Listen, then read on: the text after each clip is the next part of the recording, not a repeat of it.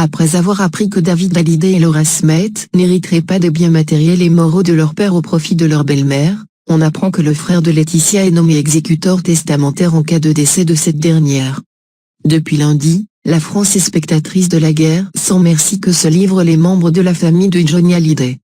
Tout part du testament du rocker, emporté par la maladie au mois de décembre et sur lequel ne figurent pas les noms de David Hallyday et Laura Smith, ses deux aînés. En revanche, l'ensemble de son patrimoine et l'ensemble de ses droits d'artiste sont légués à sa seule épouse Laetitia.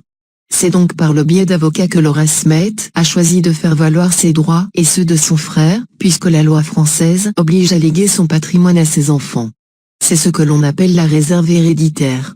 Seulic, aux États-Unis, le pays où Johnny Hallyday a écrit son testament, il est possible de désigner une personne comme étant seule héritière et ce, sans tenir compte des liens familiaux et donc des enfants.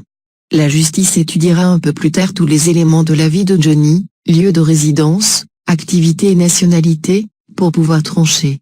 En attendant, c'est par communiqué interposé que Laura, David et Laetitia échangent et règlent leurs comptes.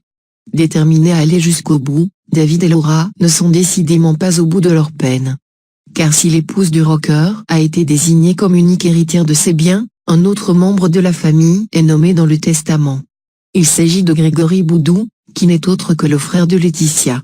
Closer rapporte que ce dernier serait nommé exécuteur testamentaire en cas de décès prématuré de Laetitia, pour faire respecter sa décision de léguer à part égale son héritage à ses filles adoptives Jade et Joy. Une nouvelle information que viennent peut-être d'apprendre les aînés de Johnny et qui ne risque pas d'arranger les relations déjà plus que tendues entre les deux parties.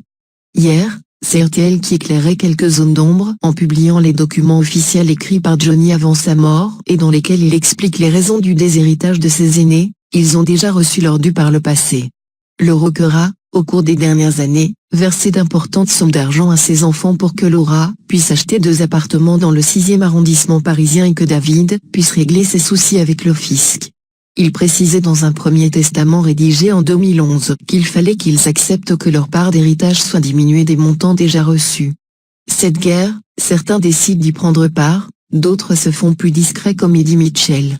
Très grand ami du rocker, avec qui il a tout donné sur scène pour l'ultime tournée des Vieilles Canailles, l'interprète de Couleur Mentalo a fait savoir à Fabien Lecoeuvre, spécialiste de la chanson française, son malaise quant à toute la frénésie autour de cet héritage. Sur CNews, Fabien Lecoeuvre a évoqué la position d'Eddie Mitchell sur la guerre des clans chez les Hallyday. Il est très embarrassé parce que lui, c'est son copain de l'adolescence, de la bande de Trinité à Paris. Il est emmerdé. Et c'est malheureusement loin d'être terminé.